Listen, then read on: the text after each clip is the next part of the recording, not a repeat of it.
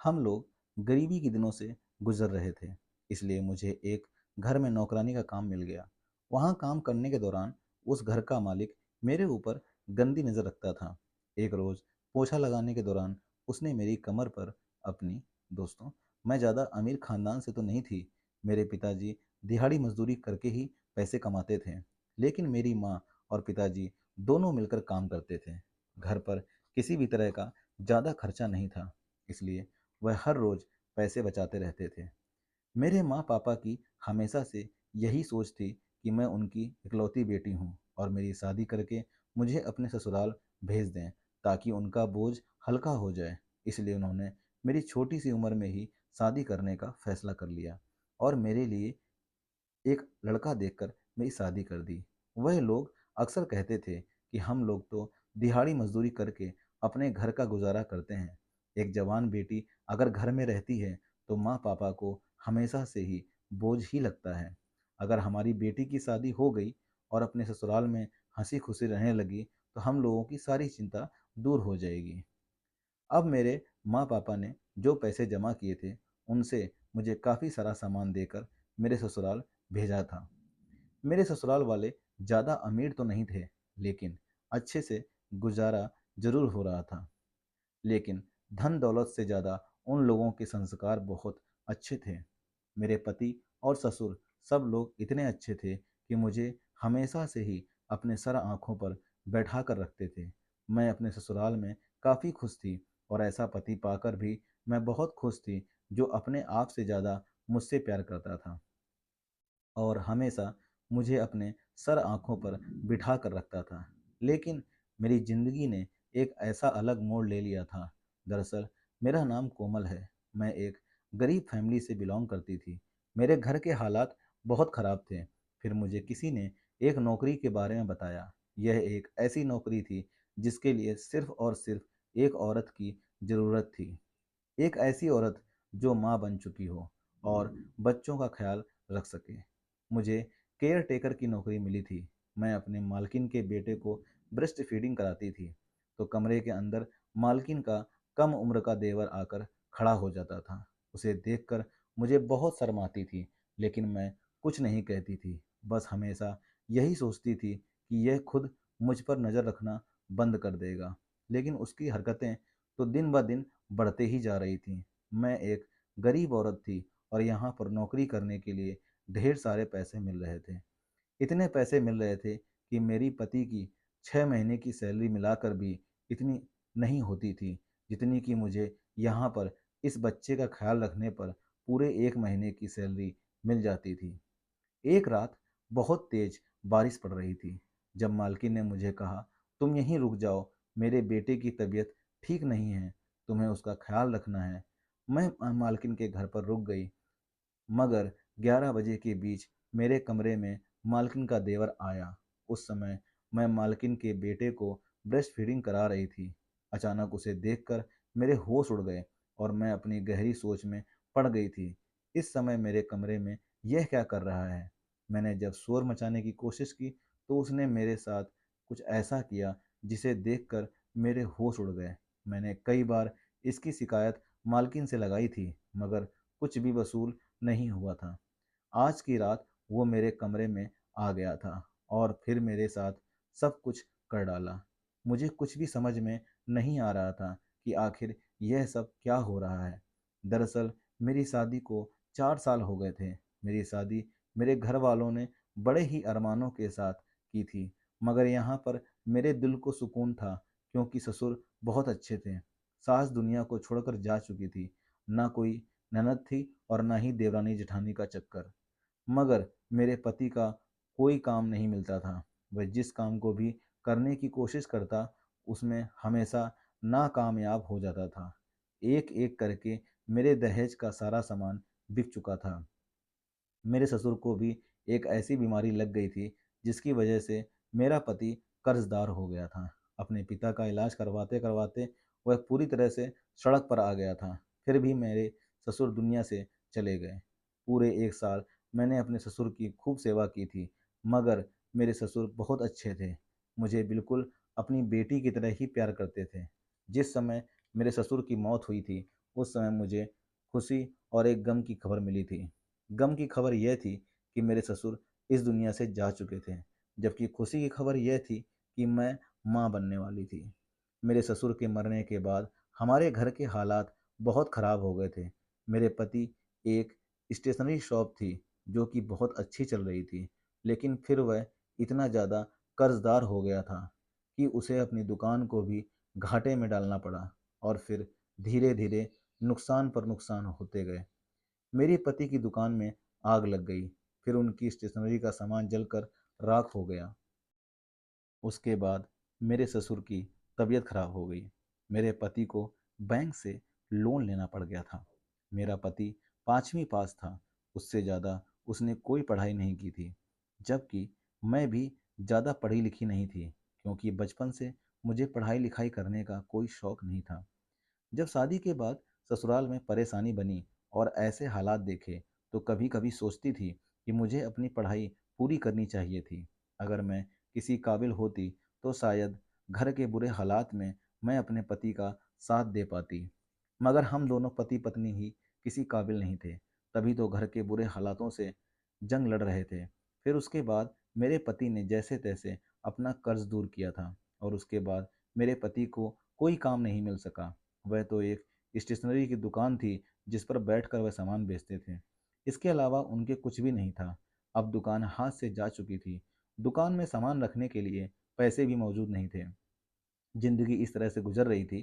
फिर मैंने एक प्यारी बेटी को जन्म दिया, लेकिन जिस दिन मेरी बेटी इस दुनिया में आई थी, उस बेचारी के भाग्य में कोई भी खुशी नहीं थी। मेरा पति चपरासी की नौकरी करने लगा था। वहाँ के लोग उसे थोड़े बहुत पैसे और कपड़े दे दिया करते थे, जो कि मेरी बच्ची के आ जाते थे। इस तरह ही हम लोग एक दूसरे के साथ अपना गुजारा कर रहे थे। घर के हालात दिन ब दिन बिगड़ते जा रहे थे। ना तो मेरे पति का कोई काम था और ना ही मेरा अपना कोई था जिससे हम मदद मांग सकते थे। मेरे माँ पापा मेरी शादी करते ही किसी एक्सीडेंट में इस दुनिया से जा चुके थे। अब सिर्फ आस पड़ोस में ही थे जो हमारा थोड़ा बहुत साथ दे दिया करते थे। इसके अलावा हमारी ज़िंदगी बड़ी बदतर गुजर रही थी। मेरे ससुर जो कि इस दुनिया से जा चुके थे, भले ही उनका घर छोटा था, लेकिन मरने से पहले उन्होंने यह अपने बेटे के नाम कर दिया था। मेरे पति की नज़र बार बार इस घर पर जाती थी। वो कहता था कि मैं इस घर को बेच देता हूँ, फिर हमारी परेशानियाँ दूर हो जाएंगी।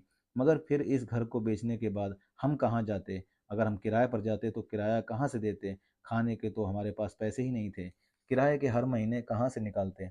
वैसे भी एक महीना कब गुजर जाता पता ही नहीं चलता। मैंने अपने पति से कह दिया था, हालात जैसे भी गुजर रहे हैं, घर में खाने के लिए है या नहीं, मगर किसी भी हाल में इस घर को नहीं बेचने दूंगी।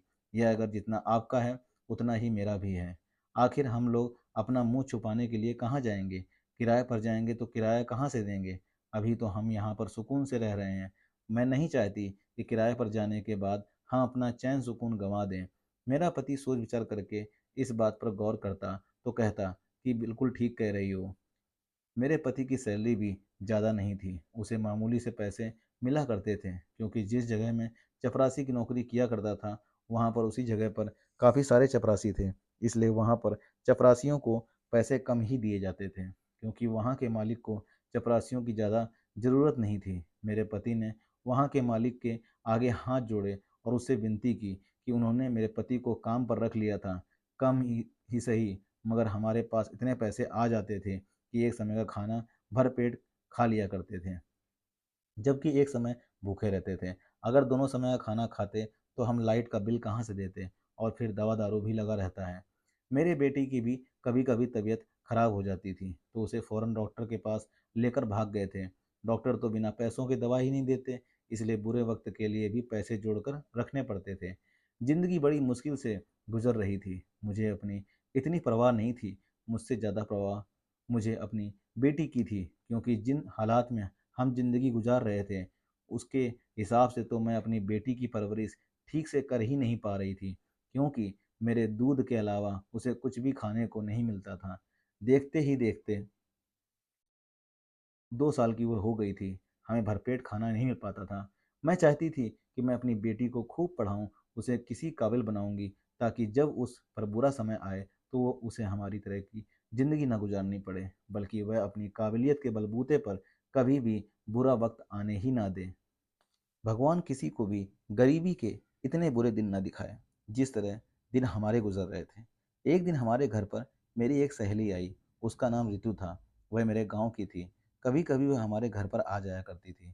उसे पता था कि हम बहुत परेशानी से गुजर रहे हैं, इसलिए वह अपने और अपने बच्चों के पुराने कपड़े हमारे घर पर ले आती थी। मैं उसे रो रो कर अपने घर की परेशानी के बारे में बता रही थी। मैंने कहा, मेरे लायक तो कोई ऐसी नौकरी भी नहीं है जिसको मैं कर सकूं। छोटी मेरी एक बेटी है, इसके होते हुए मैं लोगों के घरों झाड़ू बर्तन भी नहीं कर सकती। वह मुझसे कहने लगी, तुम्हारे लिए एक नौकरी है जिसे तुम चाहो तो अपनी बेटी के साथ ले जाने के बाद भी कर सकती हो। मैंने कहा कि ऐसी कौन सी नौकरी है, मुझे जल्दी बताओ। मैं तो कैसा भी काम करने के लिए तैयार हूँ।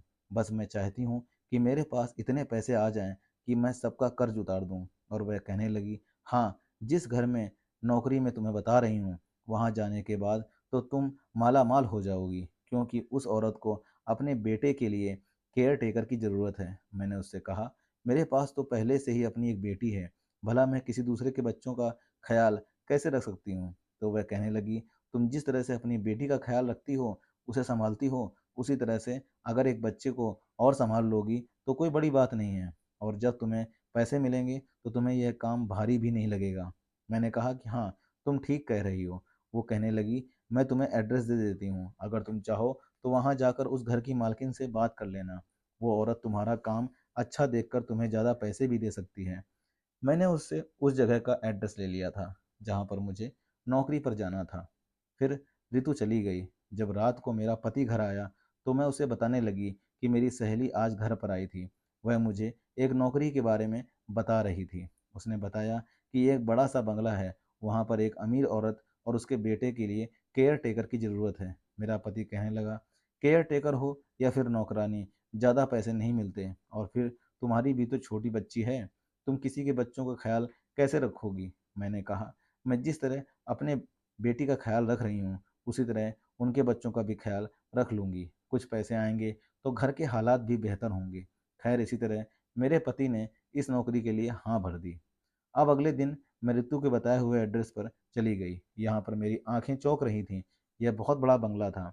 बाहर से जितना खूबसूरत था, अंदर से भी उतना ही खूबसूरत बना हुआ था। मैं घर के अंदर गई तो मैंने देखा कि एक औरत सोफे पर बैठी हुई अखबार पढ़ रही है। मुझे दरवाजे पर ही एक नौकरानी ने रोक लिया था और वह कहने लगी, तुम कौन हो? तो मैंने बताया कि मुझे यहाँ पर केयर टेकर की नौकरी के लिए बुलाया गया है। उसने मुझे अंदर जाने की परमिशन दे दी। जो औरत सोफे पर बैठी थी, शायद वो इस घर की मालकिन थी, क्योंकि देखने में काफ़ी सुंदर और अच्छी लग रही थी। मैं उस औरत के पास चली गई। उसने मुझे अपने सामने बैठने के लिए कहा। मैं गोद में अपनी बेटी को लेकर बैठ गई तो वह मुझसे कहने लगी, ये तुम्हारी बेटी है? मैंने कहा, जी। वो कहने लगी, क्या रितु ने तुम्हें नौकरी के लिए भेजा होगा? मैंने कहा कि जी जी, उन्होंने ही मुझे भेजा है। दरअसल वो मेरी सहेली हैं। तो वह कहने लगी, अच्छा, तो क्या तुम मेरे बेटे को संभाल पाओगी? मैंने कहा, जी, मैं आपके बेटे को अच्छी तरह से संभाल सकती हूँ। औरत कहने लगी, सिर्फ तुम्हें मेरे बेटे को संभालना ही नहीं है, उसके सारे काम तुम्हें ही करने हैं, बल्कि उसको अपना दूध भी पिलाना है, क्योंकि मैंने ऋतु से कहा था कि मुझे ऐसी ही औरतों की ज़रूरत है जो मेरे बेटे को संभालने के साथ साथ मेरे बेटे को दूध भी पिला सकें। तुम्हारी बेटी है, तुम अपने दूध उसे पिलाती हो, इसलिए मेरे बेटे को भी पिला सकती हो। तभी मैंने कहा, लेकिन उन्होंने मुझे यह नहीं बताया था कि मुझे आपके बेटे को दूध भी पिलाना होगा। मैं कहने लगी, मालकिन, मैं एक गरीब औरत हूँ, हम लोग खाना भी एक समय का ही खाते हैं और मेरा बेटा दूध पीता है, उसका पेट तभी भरता है, उसके अलावा उसे कुछ भी खाने का नसीब नहीं होता। तो इस हालात में भला मैं आपके बेटे को भी दूध पिलाऊंगी तो मेरे बेटे की सेहत खराब होगी और साथ साथ मेरी सेहत पर भी असर पड़ सकता है। मालकिन कहने लगी, उस बात की तुम फिक्र मत करो, जब तुम हमारे यहाँ केयर टेकर की नौकरी करोगी, मेरे बेटे को ब्रेस्ट फीडिंग करवाओगी, तो फिर हम तुम्हारे खाने पीने का भी ध्यान रखेंगे। तुम्हें यहाँ रहते हुए कोई परेशानी नहीं होगी। मालकिन ने जब मुझे खोया हुआ देखा तो कहने लगी, क्या सोच रही हो? देखो, मैं तुम्हें महीने के 1 लाख दूंगी और अलग से तुम्हें खाना भी दिया करूंगी। मेरा ड्राइवर तुम्हें घर से ले आया करेगा और ड्राइवर तुम्हारे घर पर छोड़ भी आया करेगा। तुम मेरा काम जितना आसान कर दोगी, मैं तुम्हारी ज़िंदगी को उतनी ही बेहतर कर दूँगी। मैंने मालकिन से कहा, मैं आपको अपने पति से पूछ कर बताती हूँ। मालकिन कहने लगी, ठीक है। अब दूसरे दिन मैंने घर पर जाकर अपने पति को यह सारी बातें बताईं, तो मेरे पति को इसमें कोई दिक्कत नहीं लगी और उन्होंने हामी भर दी। अब मैंने उनके यहाँ नौकरी ज्वाइन कर ली थी। अब मैं मालकिन के घर काम करने के लिए चली गई। मालकिन ने मुझे अपने बेटे की सारी जिम्मेदारी सौंप दी। मैंने देखा था कि मालकिन कंप्यूटर के आगे बैठकर सारा दिन काम में लगी रहती थी और शायद उसकी किसी बीमारी की दवाई भी चल रही थी। वह अपने बेटे को ज़्यादा गोद में नहीं ले पाती थी। मालकिन का बेटा मेरी बेटी से थोड़ा ही छोटा था और इतने छोटे बच्चे को देख रेख बड़े संभाल कर की जाती है। एक दिन मैंने बातों ही बातों में मालकिन से पूछ ही लिया कि आखिर आप खुद अपने बेटे को ब्रेस्ट फीडिंग क्यों नहीं कराती। मेरी बात सुनकर वो कहने लगी, तुम्हारा मुझसे ये सवाल करना बिल्कुल जायज़ है। उन्होंने मुझे बताया कि बेटे के जन्म के बाद मुझे एक ऐसी बीमारी है जिसकी वजह से मैं अपने बेटे को ब्रेस्ट फीडिंग नहीं करा सकती और उसके ज़्यादा करीब भी नहीं जा सकती, क्योंकि वह मासूम बच्चा है और वैसे भी बच्चे तो जल्दी बीमार हो जाते हैं। लेकिन मेरा इलाज चल रहा है, जैसे ही मैं ठीक हो जाऊंगी तो अपने बेटे के करीब आने की कोशिश करने लगूंगी। अब मुझे मालकिन की बातें सुनकर काफ़ी दुख हो रहा था। खैर, मैं यहाँ रहते हुए मालकिन के बेटे का अच्छे से ख्याल रख रही थी। मालकिन के घर में उनके पति के अलावा उनका एक कम उम्र का जवान देवर भी रहता था, जो देखने में बहुत अच्छा था। मैं भी देखने में बहुत खूबसूरत थी। मेरी शादी बहुत कम उम्र में हो गई थी। उसका देवर मेरी हम उम्र का ही था। सारा दिन वो अपने भाई के साथ ऑफिस में लगा रहता था और सुना था कि वह बिजनेस करने के साथ साथ अपनी पढ़ाई भी कर रहा है। लेकिन एक बात बड़ी अजीब थी कि जिस दिन से उसने मुझे देखा था, वह मुझे बड़ी ही गौर से देखता था। रात के टाइम पर मैं मालकिन के बेटे को और अपनी बेटी को एक कमरे में ले जाती थी और उन दोनों को ही अपना दूध पिलाकर सुला दिया करती थी। मालकिन का बेटा जब रात को सो जाता था, तब मैं अपने ही घर आती थी। इसी तरह दिन गुजर रहे थे। अगर कुछ गड़बड़ थी तो वह यह थी कि मालकिन का देवर मुझे बड़ी अजीब नज़रों से देखता था। मुझे उसकी नज़रें बिल्कुल भी पसंद नहीं थीं। मालकिन ने मुझे उनके बेटे के लिए एक अलग कमरा दिया हुआ था, जहाँ पर मैं अपने बेटे और अपने पति के साथ होती थी और उन दोनों के सारे काम किया करती थी। सारा दिन उनका ध्यान रखती थी। उस कमरे में मालकिन कभी कभी आती थी, लेकिन उनका छोटा देवर छोटी छोटी बात पर कमरे के अंदर आ जाता था। कभी कहता कि अपने भतीजे से मिलने आया हूँ, कभी मुझसे कहता कि आपको किसी चीज़ की ज़रूरत तो नहीं। कभी कभी ऐसा होता था कि मैं ब्रेस्ट फीडिंग भी करा रही होती थी, तो वो आ जाता था और एकदम अपने आप को ठीक कर लेती थी। मुझे उसे बहुत शर्म आती थी। मेरे समझ में नहीं आता था कि मैं क्या करूं। वह कमरे में क्यों आता है। एक दिन मैंने मालकिन से कह ही दिया कि मुझे पैसों से ज़्यादा अपनी इज्जत की फ़िक्र है। मैं जब भी कमरे में बच्चों को ब्रेस्ट फीडिंग करा रही होती हूँ, तब कमरे के अंदर यह तुम्हारा देवर आता है। मालकिन कहने लगी, तुम्हें गलत फहमी हुई है। मेरा देवर बहुत अच्छा है, बल्कि उसने तो कभी मुझसे भी कोई गलत बात नहीं की, तो फिर वो तुम्हारे साथ ऐसा क्यों कर सकता है। मैंने मालकिन से कहा, मालकिन, आप अमीर लोगों के यहाँ तो ऐसे ही चलता है। अमीरों को तो अमीर समझा जाता है, मगर गरीबों को इंसान भी नहीं समझा जाता। मालकिन मेरी बात सुनकर खामोश हो गईं। आज फिर जब मैं मालकिन के बेटे को ब्रेस्ट फीडिंग करा रही थी, तभी वह देवर कमरे के अंदर आ गया। मैंने मालकिन के बेटे को सुला दिया था और मालकिन के देवर से कहा कि तुम क्यों हर बार मेरे कमरे में अंदर आ जाते हो। तुम जानते हो कि कमरे का दरवाज़ा बंद होता है, लेकिन तुम फिर भी दरवाज़ा बिना नॉक किए कमरे के अंदर आ जाते हो। वो मेरी बात सुनकर कहने लगा कि आपको मेरी हरकत का बुरा लगा हो तो मैं आपसे माफ़ी मांगता हूँ। आइंदा मैं ऐसा कभी नहीं करूँगा। मुझे लगा कि शायद उसने मेरी इस बात की समझ आ गई है, लेकिन वह सुधरने वाला नहीं था।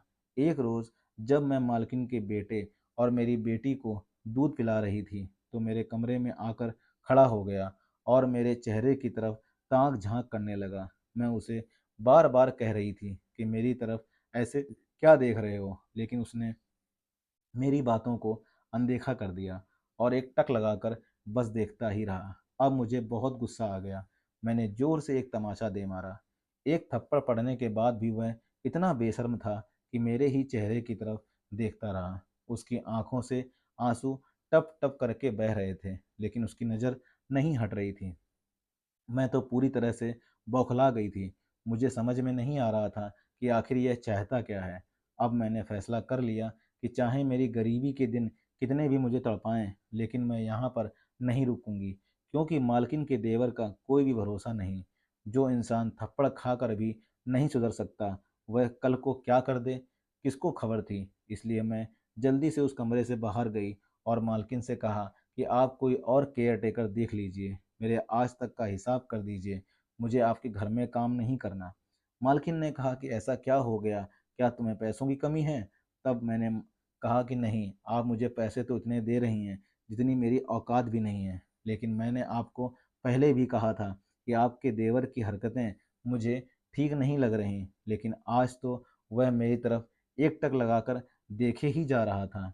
मुझे समझ में नहीं आता उसके दिमाग में चल क्या रहा है। तभी मेरी मालकिन ने मुझे जो बताया, उसे सुनकर तो मेरे पैरों तले से ज़मीन ही खिसक गई। मेरी मालकिन ने कहा कि तुम गलत समझ रही हो, यह तुम्हें गंदी नीयत से नहीं देखता, बल्कि इसके पीछे भी एक राज छुपा हुआ है। मालकिन ने कहा कि कुछ समय पहले इसे एक लड़की से प्यार हो गया था। वह लड़की बिल्कुल तुम्हारी शक्ल से मेल जोल खाती थी। मुझे भी देखकर एक बार के लिए तो यही लगा था कि इसकी गर्लफ्रेंड हो, लेकिन तुम इसके बाद मुझे पता चला कि वह लड़की तुम्हारी शक्ल से काफ़ी मिलती-जुलती थी। इसलिए हम लोगों को वहम हो गया। मेरा देवर उस लड़की से बहुत प्यार करता था, लेकिन उसने मेरे देवर को धोखा दे दिया। उसके बाद से यह बिल्कुल सदमे में जा चुका था। अब उसका नाम या उसके जैसी शक्ल इसे कहीं भी दिखाई देती है, तो यह पूरी तरह से उस चीज़ में गुमसुम हो जाता है। शायद इसने तुम्हारी शक्ल में अपनी गर्लफ्रेंड का चेहरा देखा था, इसलिए यह तुम्हारी तरफ एकटक लगाकर देखता है। अब मुझे सारा माजरा समझ में आ चुका था। मैंने उसके देवर से माफ़ी मांगी और कहा कि मैं तुम्हारी गर्लफ्रेंड को तो तुम्हारे पास नहीं लाकर दे सकती हूँ, लेकिन हाँ, अगर मुझे देखकर आपके दिल को संतोष मिलता है तो मुझे इससे कोई आपत्ति नहीं। फिर उसके देवर ने कुछ भी नहीं बोला और वह सीधा अपने कमरे में चला गया।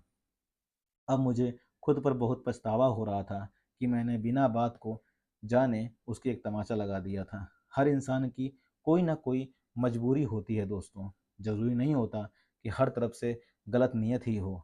अब मालकिन के घर में काम करने की वजह से हम लोगों के अच्छे दिन आ चुके थे। मेरे पति को भी इन्हीं के ऑफिस में काम मिल चुका था। अब हम दोनों की अच्छी खासी सैलरी होने की वजह से हम लोगों ने अपनी बेटी का भी भविष्य बना लिया और हंसी खुशी दिन ऐसे ही निकलते चले गए। धन्यवाद दोस्तों। होप करता हूँ कि आपको ये कहानी पसंद आई होगी, और कहानी में बने रहने और सुनने के लिए बहुत बहुत धन्यवाद। अगर आपको मेरी कहानियाँ पसंद आती हैं तो चैनल को अभी के अभी लाइक, सब्सक्राइब और शेयर करना ना भूलें। दोस्तों, बहुत मेहनत लगती है स्टोरी बनाने में। अगर आप एक लाइक, सब्सक्राइब कर देंगे, कमेंट कर देंगे तो बहुत मेहरबानी होगी दोस्तों। तो प्लीज़ प्लीज़ अभी के अभी लाइक, सब्सक्राइब और शेयर करें, और ऐसी कहानियाँ सुनने के लिए बेल आइकन को प्रेस करें ताकि आपको सारी स्टोरी जल्दी मिल सकें। मिलते हैं दोस्तों इसी तरह एक सच्ची और अच्छी कहानी में। तब तक दोस्तों, जय हिंद, जय भारत, खुश रहिए आप।